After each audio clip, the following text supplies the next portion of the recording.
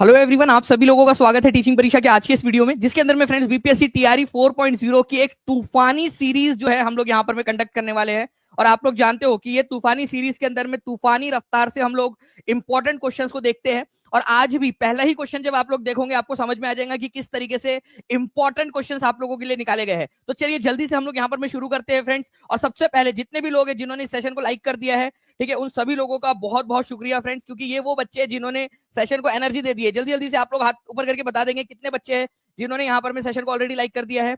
और जहां भी शेयर कर सकते हो जल्दी जल्दी से शेयर कर देंगे, टेलीग्राम, फेसबुक, व्हाट्सएप, इंस्टाग्राम, ठीक है।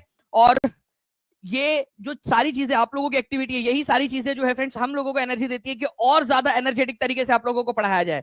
चलिए पहला क्वेश्चन आप लोगों की स्क्रीन के ऊपर में ये रहा। देखिए फ्रेंड्स, अभी अभी बहुत ही इंपॉर्टेंट एक घटना घटी कि सुनीता विलियम्स जो है एक लंबे समय तक स्पेस में फंसे रहने के बाद में पृथ्वी पर सकुशल वापस आ गए। अब आप लोगों को बताना है फ्रेंड्स यहाँ पर में कि वो कितने दिनों के बाद में वापस आई थी। पहली बात तो ये बताना है।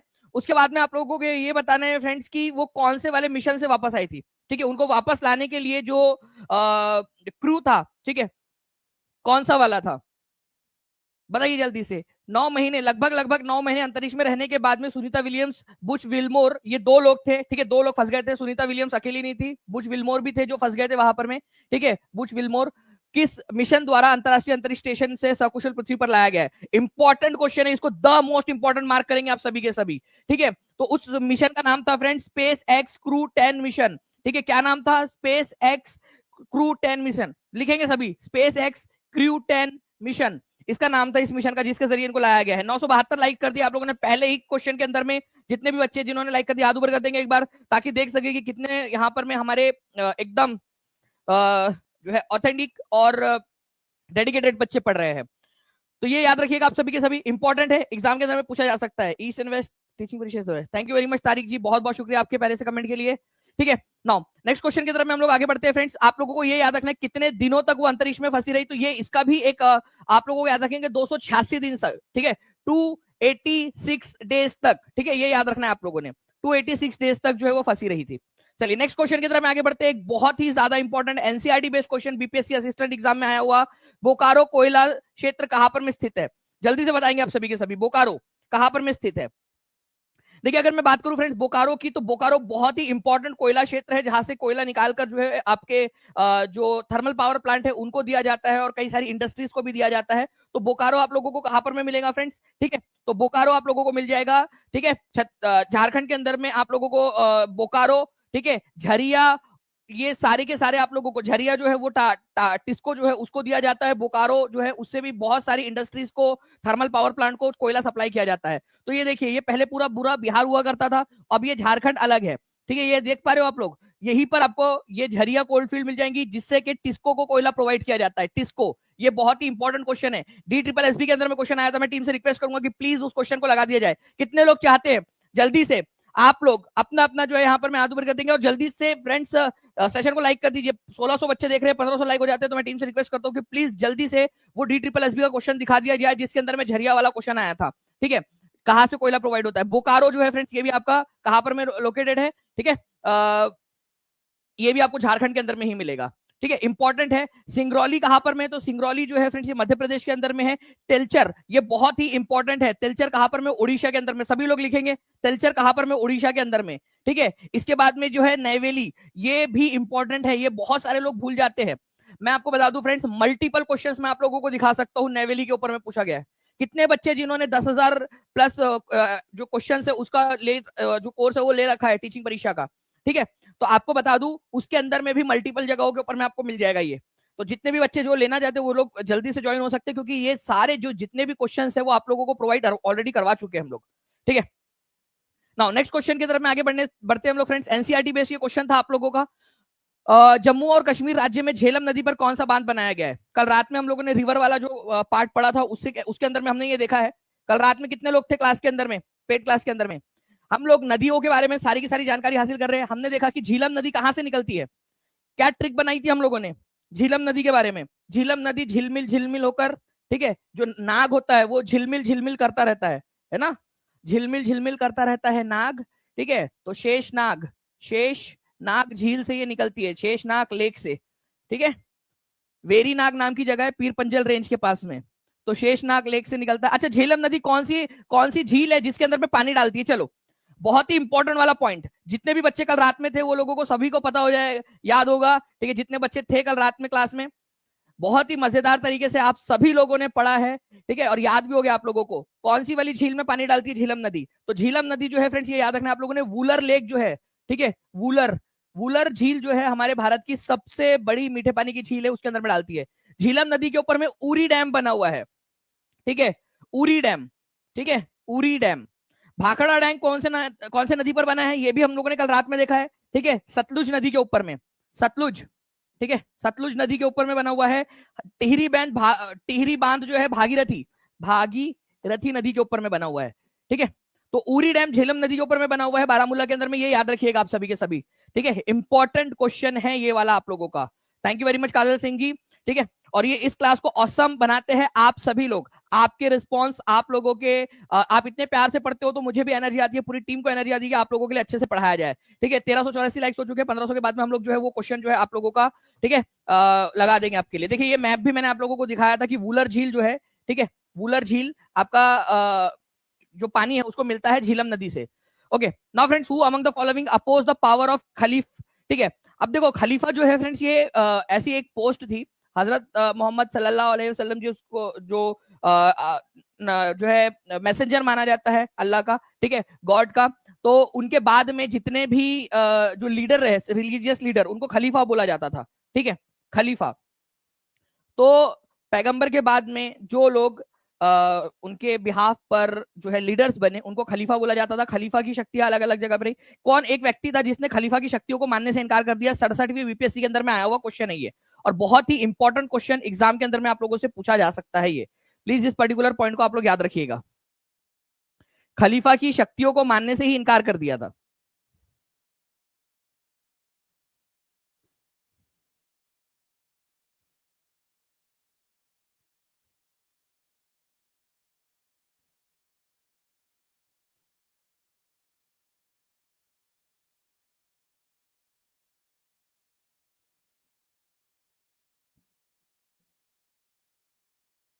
चलिए, तो फ्रेंड देखिए, यहां पर मैं बात करूं आप लोगों से कि इनमें से किसने खलीफा की शक्ति का विरोध किया।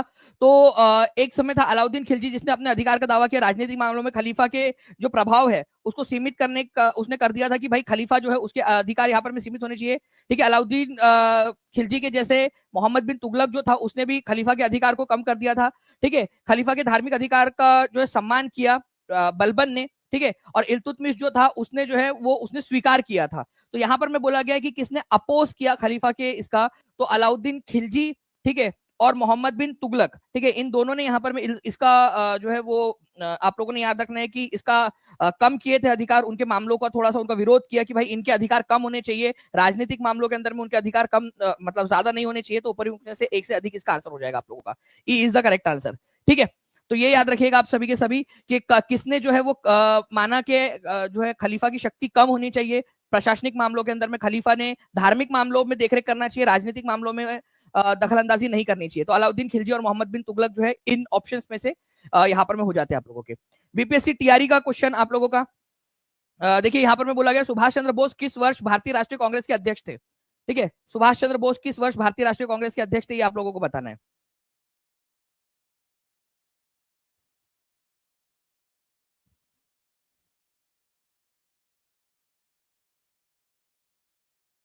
देखिए फ्रेंड्स, अगर हम लोग बात करेंगे सुभाष चंद्र बोस की, तो सुभाष चंद्र बोस जो है, ठीक है, वो 2 बार अध्यक्ष बने। एक बार बने थे 1939 के अंदर में, और एक बार 38 में। सबसे पहले 38 के अंदर में बने थे, ठीक है। ये हरिपुरा सेशन था, हरिपुरा, ठीक है, हरिपुरा सेशन। हरिपुरा नाम की जगह जो है आपको गुजरात के अंदर में मिलेंगी। और एक जगह पे बने थे त्रिपुरी में, फिर बाद में उन्होंने इस्तीफा दे दिया था। तो कौन से सेशन में उन्होंने इस्तीफा दिया था, ये क्वेश्चन आ जाए तो त्रिपुरी में उन्होंने इस्तीफा दिया था। तो 38 39 दोनों जगह पे अध्यक्ष बने थे ये, ठीक है, आप लोगों को याद है। तो आंसर ए और बी, ए और सी दोनों हो जाएगा। तो आंसर क्या लगाओगे आप लोग, लगाइए जल्दी जल्दी से कमेंट के अंदर में, ठीक है। आंसर आप लोगों का हो जाएगा friends option number D, more than one of the above. Okay, चलिए, आंसर डी हो जाएगा आप लोगों का, उपयुक्त में से एक से अधिक। जल्दी से लिख देंगे 38 में कौन सी जगह थी और 39 में कौन सी जगह थी, ये दोनों, ये क्वेश्चन भी बन सकते हैं आप लोगों के, ठीक है। देखिए ये पूरा का पूरा हम लोगों ने पढ़ा हुआ है फ्रेंड्स। 1938 में हरिपुरा के अंदर में बने थे ये, ठीक है। सुभाष चंद्र बोस हरिपुरा गुजरात के अंदर में मिलेगा। 1939 के अंदर में त्रिपुरी के अंदर में बने थे। त्रिपुरी है ये, त्रिपुरा नहीं है। त्रिपुरी नाम की जगह मध्य प्रदेश के अंदर में एक जगह है आप लोगों की, ठीक है। सुभाष चंद्र बोस चुने गए थे, लेकिन गांधी जी के विरोध के कारण जो है फिर बाद में उन्होंने इस्तीफा दे दिया था, ठीक है। इनके इस्तीफा देने के बाद में कौन अध्यक्ष बने थे, ये क्वेश्चन आ जाए आप लोगों से, तो आप लोग प्लीज याद रखिएगा, ठीक है। ये अध्यक्ष बने थे राजेंद्र प्रसाद जी, ठीक है। ओके। अच्छा, रोमन लिपि की शुरुआत किसने वकालत की थी कि हिंदी को रोमन लिपि में लिखना चाहिए करके, ये भी क्वेश्चन बन सकता है। तो ये पूरा आपको बताया हुआ है कि जैसे आप रोमन लिपि मतलब एबीसीडी के अंदर में ही, ठीक है, आप हिंदी भाषा में लिखते हो, जैसे कि यहाँ पर मैं देखिए आप लोगों को बताया भी है। ये क्यों अटक गया भाई, ठीक है। तो मान लेते हैं हम लोग कि आप लोगों को लिखना है कि आप कैसे हो, तो AAP, ठीक है, कैसे KISA, तो ये होता था आप लोगों को रोमन लिपि के अंदर में हिंदी भाषा को लिखना। ओके, जाओ आगे बढ़ते हैं हम लोग यहाँ पर में फ्रेंड्स। देखिए एक क्वेश्चन आप लोगों का 1939 में जब सुभाष चंद्र बोस ने इस्तीफा दिया तो भारतीय राष्ट्रीय कांग्रेस के अध्यक्ष कौन बने। अब ये क्वेश्चन का आंसर हर कोई बच्चा कमेंट के अंदर में बताएगा। 10 मिनट के अंदर में आप लोग जो है फ्रेंड्स 2500 से ज्यादा बच्चे यहाँ पर में जुड़ चुके हैं, ठीक है। और जैसे मैं यहाँ पर देख रहा हूँ, जितने देर में मैंने बोला उतने देर के अंदर में आप लोगों ने 2600 से ज्यादा जो है बच्चे यहाँ पर में कर दिया आप लोगों ने, ठीक है। तो बहुत ही तेजी से स्टूडेंट्स यहाँ पर में जुड़ते जा रहे हैं। सेशन को लाइक एंड शेयर भी करते रहेंगे आप इसी तरीके से।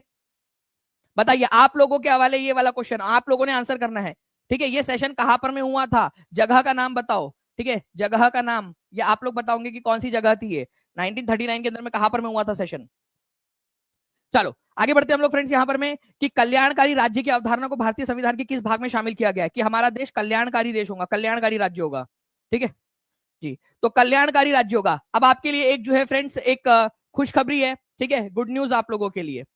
ओके, कल्याणकारी राज्य की अवधारणा को भारतीय संविधान के किस भाग में शामिल किया गया है कि हमारा देश एक वेलफेयर, सभी का, सबका साथ सबका विकास, सबका भला हो, सबका सही हो, ठीक है। ये वाली बात हम लोगों ने की है directive principle of state policy के अंदर में, डीपीएसपी में।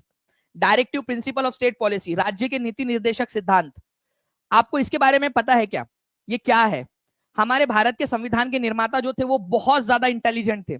उनको पता था कि कुछ चीजें अभी नहीं की जा सकती, अभी पॉसिबल नहीं है किसी भी कारण से। हो सकता है कि उतनी हमारे पास में अभी आर्थिक व्यवस्था ना हो सकता है उतनी हमारे पास में सामाजिक व्यवस्था ना हो सकता है कि हमारे लोग उसके लिए प्रिपेयर्ड ना हो।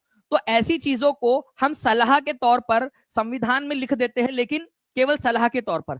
भाग नंबर 4 में, संविधान के भाग नंबर 4 में आर्टिकल नंबर, ठीक है, आर्टिकल नंबर 36 से लेकर 51 तक के जो ये प्रावधान है, ठीक है, इसमें भारत को एक कल्याणकारी, ठीक है, वेलफेयर स्टेट बनाने की बात की गई है। लेकिन ये कंपलसरी नहीं है, सरकार देखेंगी कि कब कब इसको फिजिबल सिचुएशन है, ठीक है, ऐसी स्थिति आ गई है कि इनको लागू किया जा सकता है, तब इसको लागू करेंगे। इसको लेकर आप कोर्ट में नहीं जा सकते, ठीक है।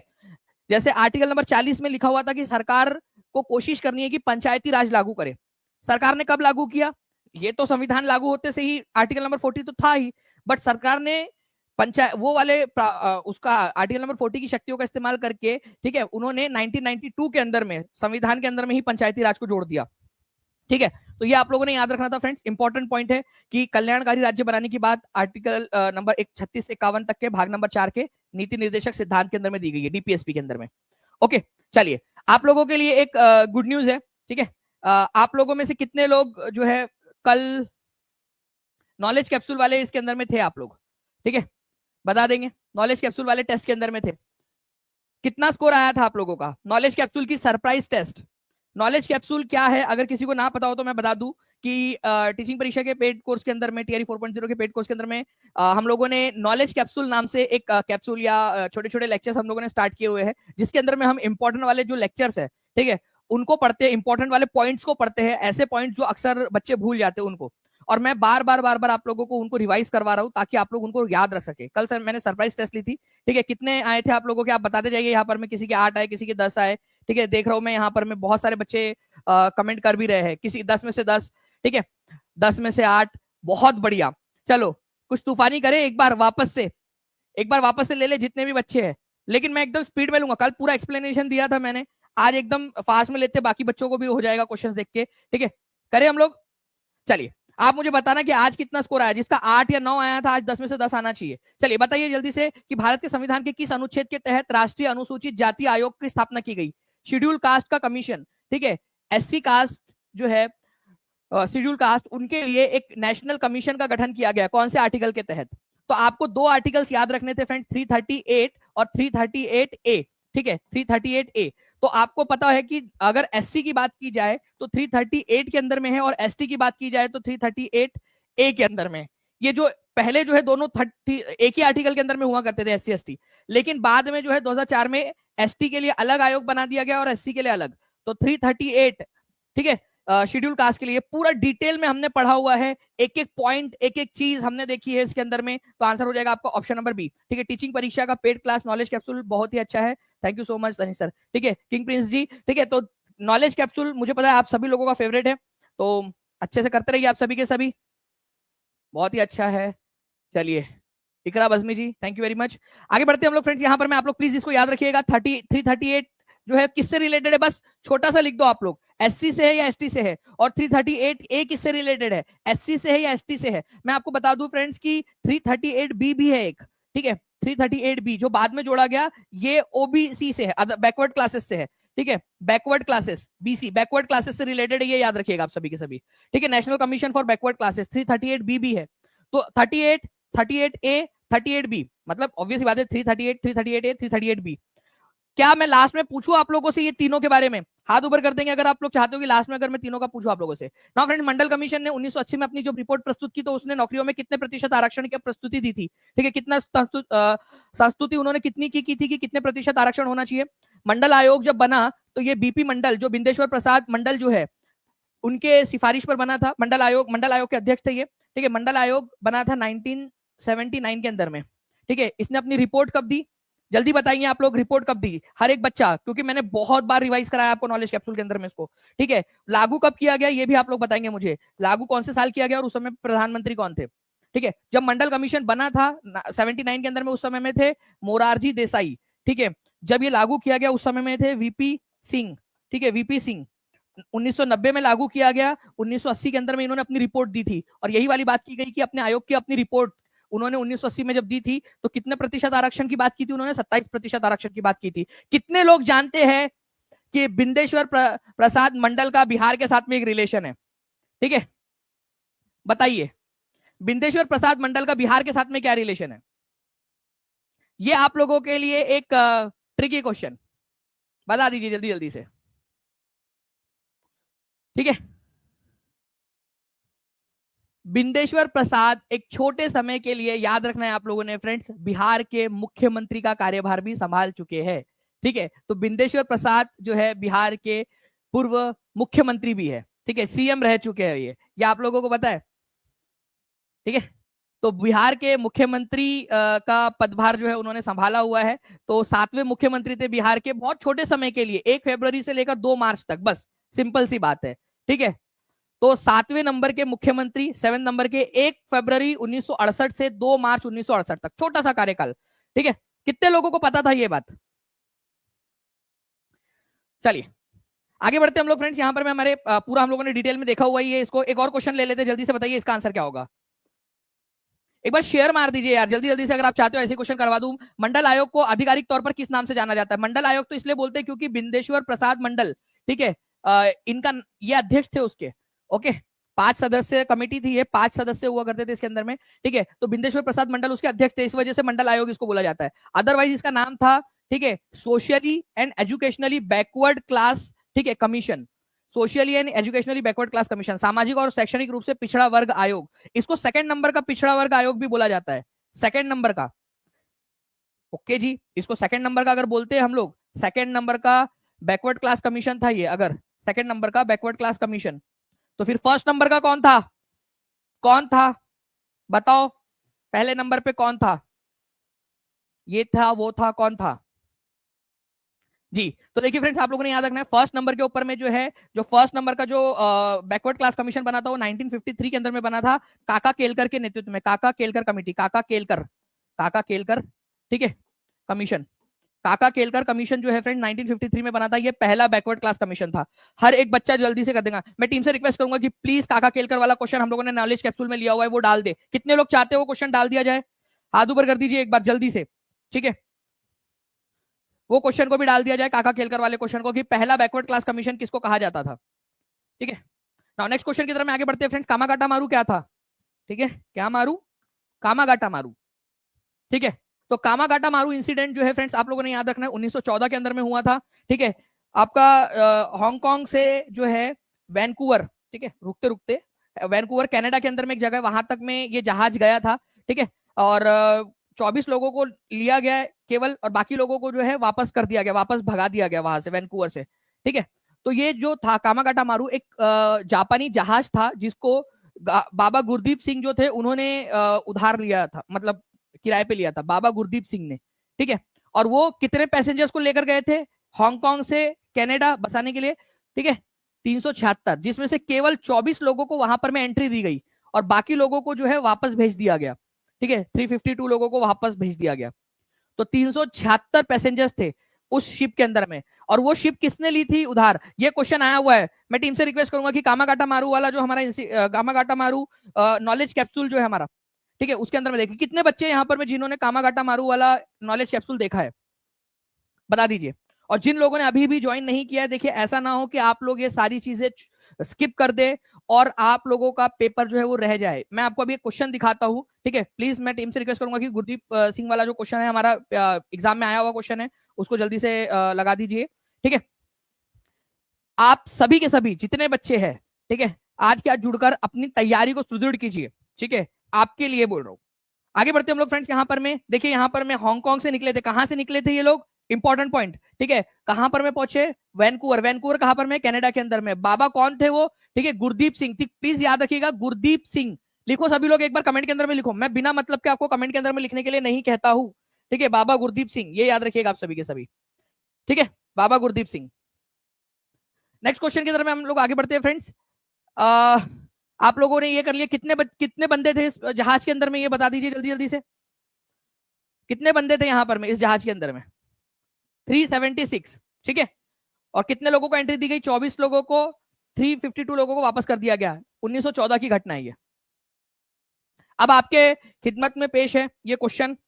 बिहार टीचर का देख सकते हो आप लोग यहाँ पर में टीचिंग परीक्षा का लोगो भी लगा हुआ है। टीचिंग परीक्षा के अंदर में ऑलरेडी ये क्वेश्चंस आप लोगों को अवेलेबल करवा दिया है टीचिंग परीक्षा ने, टीचिंग परीक्षा के पेड क्लासेस के अंदर में।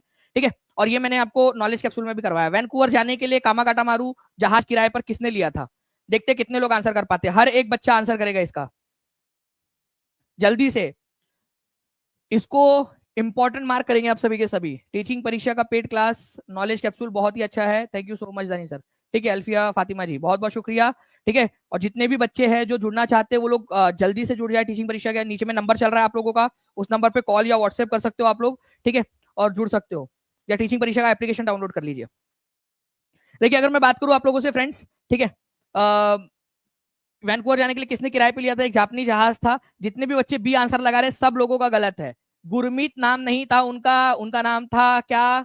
ठीक है, गुरदीप सिंह जी, बाबा गुरदीप सिंह जी। हम बिहार जाते टीचिंग परीक्षा संभाल लिया है, हम बिखर जाते टीचिंग परीक्षा संभाल लिया है। क्या बात है कनक कृति जी, थैंक यू वेरी मच। ठीक है, तो आप देख सकते हो फ्रेंड्स, बाबा गुरदीप सिंह उसका आंसर है। तो यहाँ पर मैं आंसर आप लोगों का क्या हो जाएगा? None of the above. केवल टीचिंग परीक्षा के जो स्टूडेंट्स हैं जिन्होंने नॉलेज कैप्सूल लिया है वो इसका आंसर लगा सकते थे। बिहार टीचिंग परीक्षा टीआरई का ओरिजिनल क्वेश्चन है ये, नन ऑफ दी अबव। क्यों? क्योंकि आंसर गुरदीप सिंह था, गुरदीप सिंह जी, बाबा गुरदीप सिंह। ठीक है, गुरदीप ना कि गुरमीत। ठीक है, और बीपीएससी ने भी आंसर ई ही माना है। इसीलिए बोल रहा हूं कि कहीं आपसे ये छोटे छोटे से क्वेश्चन मिस ना हो जाए। नॉलेज कैप्सूल के साथ में, टीचिंग परीक्षा के पेड कोर्स के साथ में जुड़ जाइए। ठीक है, आंसर इसका ई है। ओके, तो याद रखेंगे बाबा गुरदीप सिंह जो है उन्होंने लिया था इसको जहाज किराए पर वैंकूवर जाने के लिए। The first backward class commission was headed by, आपको बताया, Delhi police constable previous year question आप लोगों का। ठीक है, बैकवर्ड क्लास आयोग, ठीक है, पिछड़ा वर्ग आयोग की अध्यक्षता किसने की थी? पहला वाला। ठीक है, तो पहला वाला जो बैकवर्ड क्लास कमीशन था आप लोगों का, इसकी अध्यक्षता किसने की? ये क्वेश्चन पूछा जा रहा है आप लोगों से, बता दीजिए जल्दी जल्दी से।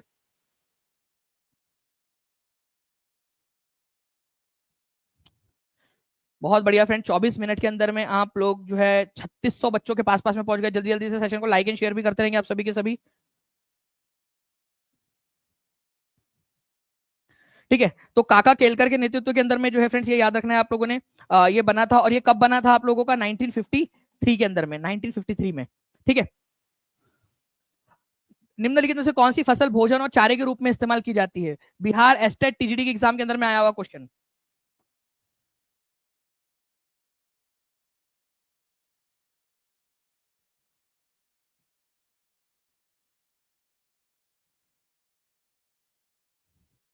ठीक है, जल्दी जल्दी बताइए यहाँ पर में।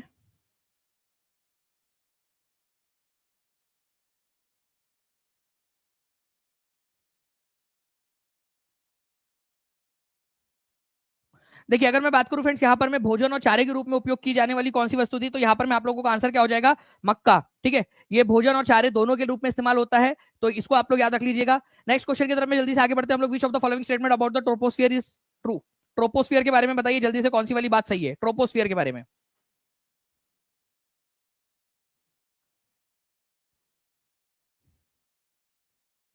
अगर मैं बात करूं शोभ मंडल या ट्रोपोस्फियर के बारे में, तो हमारे पृथ्वी के अंदर में सबसे जो पहली लेयर है, फर्स्ट लेयर, ठीक है, जिसके अंदर में हम लोग खड़े हुए हैं, ठीक है, उसके बारे में बात हो रही है। ठीक है, तो ये पहली लेयर है, ना कि सबसे ऊपर की, सबसे निचली लेयर है, ऊपरी नहीं है। तो ये वाला गलत हो जाएगा आप लोगों का। जो पॉइंट गलत है वो भी बता दीजिए क्यों गलत है। सी वाला क्यों गलत है, इसका तापमान ऊंचाई के साथ में बढ़ता है कि घटता, अच्छा कितना मीटर ऊंचाई के साथ में ठीक है, नॉर्मल जो रेट ऑफ ड्रॉप है वो कितना है, 165 मीटर ऊंचाई पर जाने पर 1 डिग्री सेल्सियस तापमान कम होता है। ठीक है, तो आप लोगों का जो है सी भी गलत हो जाएगा, क्योंकि तापमान बढ़ता नहीं है, घटता है, माइनस होता है। इसकी औसत ऊंचाई जो है वो आप लोगों की 13 किलोमीटर है। अच्छा मैंने जो है फ्रेंड्स आप लोगों को इसके बारे में बताया हुआ है, ठीक है, कि ये जो 13 किलोमीटर है, ये इक्वेटर पर कितनी रहती है इसकी ऊंचाई, ठीक है, एवरेज, और पोल पर कितनी रहती है, पोल मतलब ध्रुव के ऊपर में। तो इक्वेटर के ऊपर में ये रहती है 18 किलोमीटर की, और पोल के ऊपर में रहती है ये 8 किलोमीटर की। तो ऑन एन एवरेज इसका आ जाता है 13 किलोमीटर। ठीक है, 13 किलोमीटर का। ठीक है, तो ये सारी चीजें, ये एक एक एक्स्ट्रा पॉइंट जो बता रहा हूं, इस पर क्वेश्चन बन सकता है आप लोगों का। ठीक है, एनसीईआरटी के अंदर में भी आप लोगों का ये दिया हुआ है। नेक्स्ट क्वेश्चन की तरफ में आगे बढ़ते हैं फ्रेंड्स। किस आयोग या शिखर सम्मेलन ने पहली बार सतत विकास की अवधारणा दी। सस्टेनेबल डेवलपमेंट पहली बार कौन से वाले रिपोर्ट के अंदर में ये शब्द आया था, बहुत ही इंपॉर्टेंट क्वेश्चन। हमने सस्टेनेबल डेवलपमेंट का ब्रुटलैंड रिपोर्ट का पूरा नॉलेज कैप्सूल किया है हमने। ठीक है, पूरा का पूरा नॉलेज कैप्सूल किया है। जितने बच्चे देख रहे हैं, मैं आप सभी से कहना चाहूंगा, अच्छे से नॉलेज कैप्सूल को फॉलो करिए। ब्रुटलैंड कमीशन की जो रिपोर्ट थी, उसके अंदर में सबसे पहली बार सस्टेनेबल डेवलपमेंट, सतत विकास की अवधारणा दी गई, जिसमें कहा गया कि हमें इस तरीके का विकास करना है कि हमारा जो है, हमारी जो जरूरत है वो भी पूरी हो जाए, बट हम भविष्य की जनरेशन के साथ में उनकी उनकी जरूरतों के साथ में छेड़छाड़ ना करें, कि उनको उनको वो सारी चीजें ना मिले। बात सही है कि नहीं, कितने लोग मानते हैं कि आपके बच्चों के लिए भी रिसोर्सेस अवेलेबल होने चाहिए कि नहीं होने चाहिए। पता चले आप डेवलपमेंट के नाम पे इतना डेवलपमेंट इस तरीके से कर रहे हो कि भविष्य के लिए, भविष्य की पीढ़ियों के लिए रिसोर्स ही नहीं बच रहे। ठीक है, नॉलेज कैप्सूल क्लासेस की वजह से मेरी स्टडी रूटीन परफेक्ट हो गई है, thank you so much for changing our life. Pankaj Kumar ji बहुत बहुत शुक्रिया। तो आप लोगों को नॉलेज कैप्सूल पसंद आ रहा है, ये बहुत खुशी की बात है। नाउ फ्रेंड नेक्स्ट देखिए यहाँ पर मैं, in which year was the international earth summit. ठीक है, अंतरराष्ट्रीय पृथ्वी सम्मेलन किस वर्ष हुआ था, बीपीएससी टीआरई 2.0 के अंदर में आया हुआ क्वेश्चन।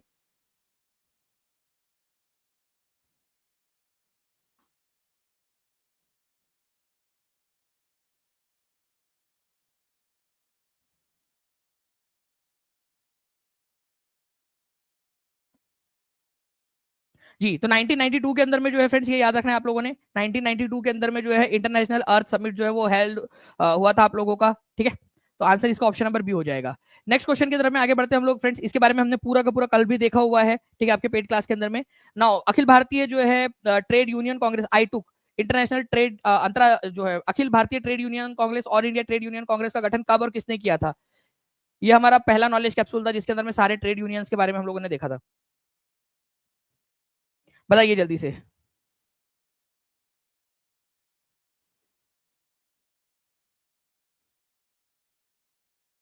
सर आपकी सारी क्लासेस मेरे साथ मेरे बच्चे और मेरे पति भी देखते हैं, क्या बात है। जयश्री जी बोल रहे हैं कि उनके बच्चे और उनके पति भी क्लासेस देखते हैं। ठीक है, तो इससे अच्छी क्या चीज हो सकती है कि देखिए यहाँ पर पूरा परिवार जो है वो क्लास देख रहा है।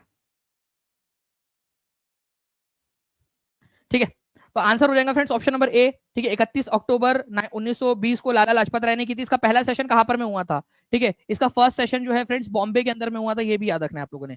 ठीक है, इसके संस्थापक अध्यक्ष थे लाला लाजपत राय। नाउ फ्रेंड्स इस क्वेश्चन का आंसर करिए, चलिए सभी बच्चे आंसर करेंगे इसका जल्दी जल्दी से। 2550 लाइक्स हो चुके हैं, जल्दी जल्दी से 3000 पार करना है हम लोगों ने।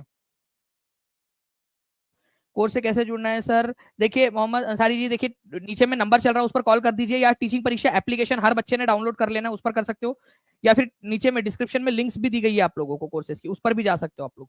ठीक है, या एप्लीकेशन पर चले जाइए, बहुत ही सिंपल है। ठीक है।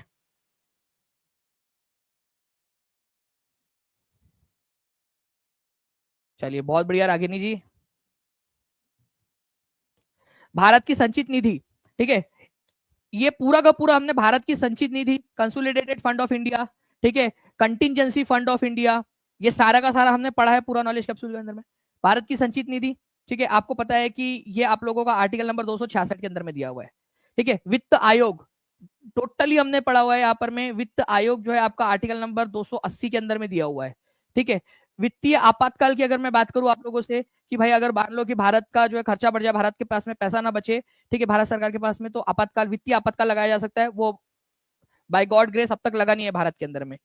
Controller and auditor general of India, नियंत्रक एवं महालेखा परीक्षक, ठीक है, आर्टिकल नंबर 148। अब आप लोग बताएंगे आंसर क्या है। हर एक पॉइंट को हम लोगों ने देखा हुआ है, एग्जाम का क्वेश्चन 2024 का। मेरी बेटी आपको दानी सर बोलती है, दानी सर। चलो थैंक यू वेरी मच। बिटिया क्या नाम है आपकी बेटी का?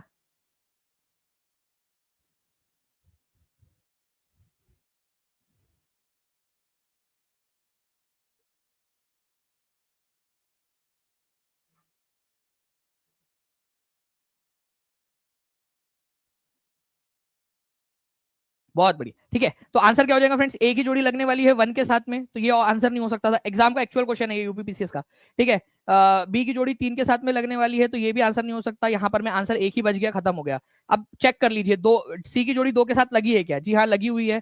ठीक है, डी की जोड़ी चार के साथ लगी है क्या? जी हाँ लगी हुई है। तो आंसर कंफर्म हो गया आपका, डी है।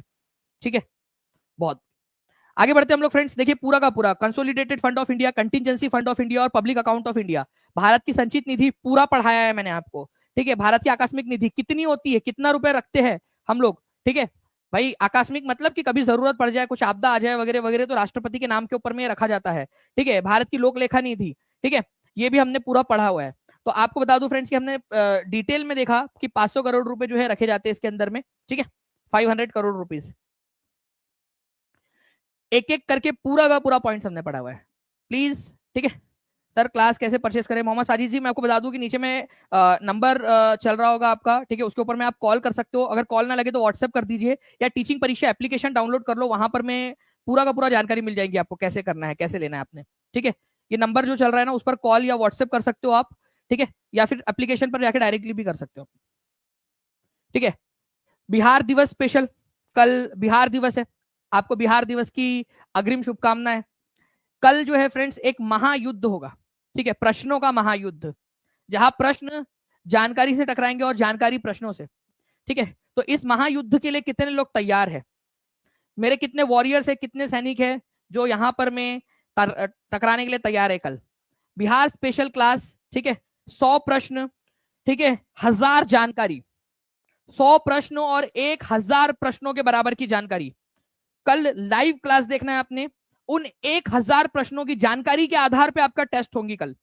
आप लोगों को जो टेस्ट मिलेंगी, जो बच्चे पूरा लाइव सेशन देखेंगे कल, उनको कल एक टेस्ट मिलने वाली है, लेकिन वो टेस्ट रहेंगी इन 100, केवल इन 100 प्रश्नों पर नहीं, इन 100 प्रश्नों के ऊपर में जो एक्स्ट्रा आपको जानकारी दी है, एक्स्ट्रा जानकारी जो आपको दी है, उनके ऊपर में आपकी टेस्ट होंगी कल। तो जो बच्चा पूरा सेशन देखेगा वो टेस्ट दे पाएगा। तो कल जो है एग्जैक्ट आप लोग जो है टाइम के ऊपर में 2 बजे आ जाएंगे सभी के सभी, ताकि आप लोग जो है इस सेशन को कर सके। ठीक है, चलिए, भारतीय राष्ट्रीय सेना के संस्थापक कौन थे? ठीक है, इंडियन नेशनल आर्मी, बताइए। ये जापान के अंदर में जाकर उन्होंने जो है इसकी स्थापना की थी अंग्रेजों से लड़ने के लिए। तो आप लोगों को बता दूं फ्रेंड्स कि इंडियन नेशनल आर्मी, ठीक है, आईएनए जिसको बोला जाता है, ओके, तो इसकी जो स्थापना है, ठीक है, ये की थी मोहन सिंह जी ने, मोहन सिंह। बाद में इन्होंने जो है इसको हैंड ओवर कर दिया था सुभाष चंद्र बोस जी को। ठीक है, अदरवाइज इसकी स्थापना किसने की थी? मोहन सिंह ने। प्लीज ये याद रखिएगा, ये बहुत ही इंटरेस्टिंग क्वेश्चन है और अक्सर बच्चे इसके अंदर में कंफ्यूज होते हैं। तो आंसर क्या हो जाएगा आप लोगों का? मोहन सिंह इसका आंसर हो जाएगा, ये याद रखेंगे आप सभी के सभी। तो मोहन सिंह जो थे उन्होंने, ठीक है, इसकी स्थापना की थी। जो जापानीज प्रिजनर थे, ठीक है, जो जापान जापान ने जो इंडियन लोगों को प्रिजनर बना दिया था, उनको छोड़ दिया था जापान ने, और उन सभी लोगों को लेकर आईएनए की स्थापना की थी मोहन सिंह जी ने। ठीक है, तो ये याद रखना है, जापान की मदद से। और जो सिंगापुर था, उसके उसकी उस लड़ाई के समय में जो है वो जापान ने क्या किया था? ठीक है, जो लोग जो इंडियन लोग ब्रिटिशर्स की तरफ से लड़ रहे थे, उन लोगों को बंदी बना लिया था। ठीक है, तो आंसर इसका हो जाएगा friends option number B. How many nautical miles kilometre from the coast does the territorial water of India extend सी। देखिए फ्रेंड्स, आप लोगों से यहाँ पर मैं बोला गया है कि ये मान लो हमारा भारत है, तो हमारे भारत में कितना किलोमीटर और आगे तक ये हमारी टेरिटरी, हमारा इलाका है। ठीक है, तो इंटरनेशनल कन्वेंशन है इसके ऊपर में कि भाई जो भी देश है, ठीक है, उसकी बॉर्डर से, ठीक है, उसकी लैंड बॉर्डर से, ठीक है, कितना 12 समुद्री मील या 12 नॉटिकल माइल जो है वहां तक का जो एरिया है वो उसका रहेगा। ओके, किसका रहेगा? उस देश का ही रहेगा। तो 12 नॉटिकल माइल, ठीक है, जो रफली 21.9 किलोमीटर आता है आप लोगों का। अब मुझे एक बात बताइए जल्दी से कि एक नॉटिकल माइल का मतलब कितना किलोमीटर होता है, कितना मीटर होता है, ये भी बता सकते हो आप सभी के सभी। ठीक है, किलोमीटर और मीटर में तो ज्यादा फर्क आप लोगों को, ज्यादा दिक्कत आपको आएंगी नहीं। ठीक है, तो अगर मैं बात करूं आप लोगों से एक नॉटिकल माइल की, ठीक है, नॉटिकल माइल जो है फ्रेंड्स ये समुद्री मील, आपका समुद्री जहाज वगैरह जो चलते हैं ना, वो किलोमीटर के बदले में नॉटिकल माइल्स का इस्तेमाल करते हैं। ठीक है, तो आपको बता दूं मैं कि एक नॉटिकल माइल का मतलब होता है 1.852 किलोमीटर। ठीक है, और अगर मीटर में बोल दिया जाए तो बहुत ही सिंपल है, 1852 मीटर। बस ये पॉइंट को हटाना था आपने। ठीक है, तो किलोमीटर और मीटर दोनों का आप लोगों को यहाँ पर समझ में आ गया। ठीक है, तो 1.852 किलोमीटर, या फिर अगर मीटर में बोला जाए तो भी आप लोग लिख दीजिए। एक नॉटिकल माइल का मतलब कितना होता है, ये क्वेश्चन बनता है एग्जाम के अंदर में, इसको याद रखिएगा आप सभी के सभी। ठीक है, चलिए, अगर ये क्वेश्चन जो है आप लोग देख सकते हो कि 68वीं बीपीएससी के अंदर में आया था। ठीक है, 68 बीपीएससी के अंदर में आगे में भी पूछा जा सकता है, और ये क्वेश्चन आप लोगों को आपके 10,000 प्लस जो प्रीवियस ईयर क्वेश्चन प्रोवाइड किए हैं उसमें भी हम लोगों ने दिया हुआ है। ठीक है, नाउ नेक्स्ट क्वेश्चन की तरफ में आगे बढ़ते हैं फ्रेंड्स। देखिए ये सीडीएस जीके के अंदर में भी आया हुआ क्वेश्चन है, सीडीएस। ठीक है, कंबाइंड डिफेंस सर्विसेज जो आप लोगों का उसके एग्जाम के अंदर में 7 फरवरी 2021 को आ चुका है ऑलरेडी ये question. The territorial boundary of India extend to, Bharat की क्षेत्रीय सीमा समुद्र में कहां तक फैली हुई होती है। ठीक है, तो समुद्र में कहां तक फैली हुई होती है? 10 समुद्री मील। ठीक है, 12, 14, 15 कहां तक, ये आप आंसर लगाओगे और आगे बढ़ते हम लोग फिर यहाँ पर में। ठीक है, एग्जाम का क्वेश्चन आप लोगों ने आंसर लगा दिया है। Which Muslim ruler does whose empire was considered part of दारुल इस्लाम। ठीक है, उसके साम्राज्य को दारुल इस्लाम कहा जाता था। ये 67वीं बीपीएससी का क्वेश्चन है। ठीक है, कभी आ जाए तो आप लोगों को पता होना चाहिए। बता दीजिए जल्दी जल्दी से, उसके साम्राज्य को दारुल इस्लाम नाम दिया था उसने।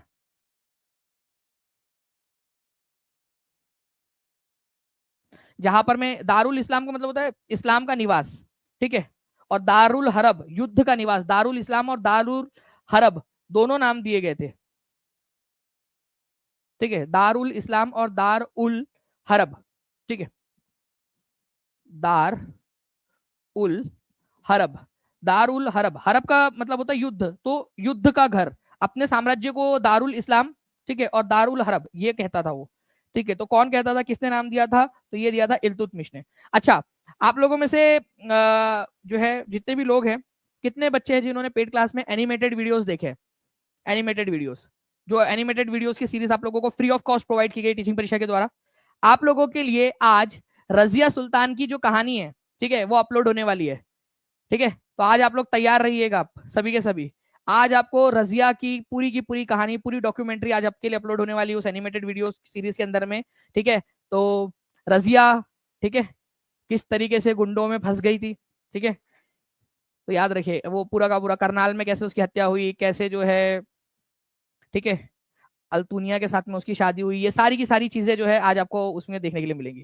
ठीक है, तो आपको पेड क्लास के अंदर में एनिमेटेड सीरीज का एक जो दिया गया है उसके अंदर में पूरा का पूरा बोलेगा आपको, तो जरूर देखिएगा उसको, और बाकी के भी जो दिए गए हैं उसको भी जरूर देखिए। अच्छा, मलिक काफूर वाला कितने लोगों ने देखा है? मलिक काफूर, 1000 दिनारी क्यों कहते थे उसको? ठीक है, 1000 दिनारी। ओके, अलाउद्दीन खिलजी का, वैसे उसके अंदर में हम बता दूं आपको कि नवाबी शौक थे भाई, उस समय के कुछ लोगों के नवाबी शौक, 1000 दिनार देकर उसको खरीदा था, 1000 दिनार देकर, इसी वजह से 1000 दिनारी कहा जाता था उसको, 1000 दिनारी। ठीक है,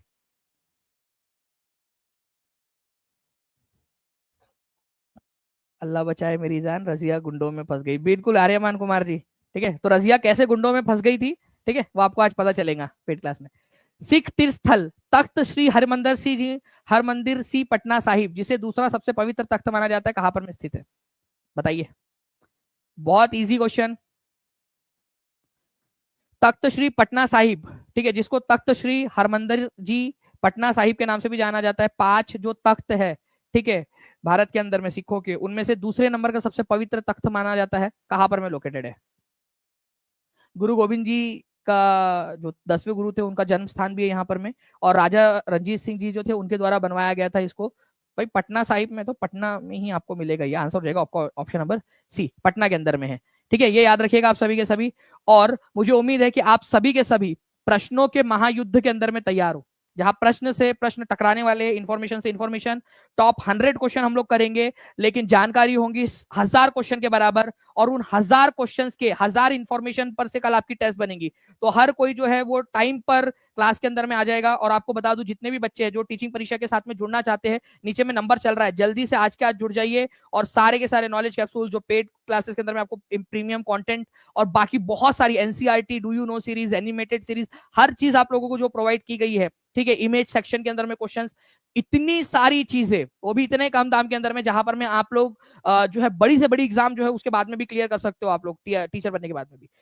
ये मौका आपके हाथ से ना छूट जाए, ठीक है। तो आप सभी के सभी आज के आज टीचिंग परीक्षा के कंटेंट के साथ में जुड़ जाइए, नीचे में नंबर चल रहा है, उस पर आप जुड़ सकते हो, या फिर आप टीचिंग परीक्षा का एप्लीकेशन डाउनलोड कर लीजिए, ठीक है।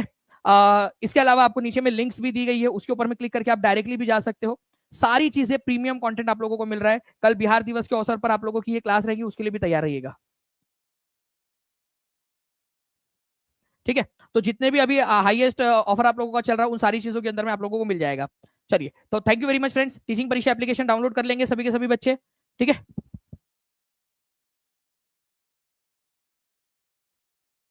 चलिए, मुझे बताया गया है कि इसकी जो है टेस्ट आप लोगों के लिए अवेलेबल करवा दी गई है, ठीक है। आप लोगों की ये पूरी की पूरी आज की जो क्लास है उसकी टेस्ट आप लोगों को अवेलेबल हो चुकी है। तो कॉन्ग्रेचुलेशन। टेस्ट के लिए भी आप लोग जाइए टीचिंग परीक्षा के एप्लीकेशन के ऊपर में टेस्ट दीजिए अच्छे से। जिन्होंने एप्लीकेशन डाउनलोड नहीं किया, एप्लीकेशन डाउनलोड कर लेंगे। जिन्होंने चैनल को सब्सक्राइब नहीं किया, चैनल को सब्सक्राइब जरूर कर लेंगे आप लोग, ओके।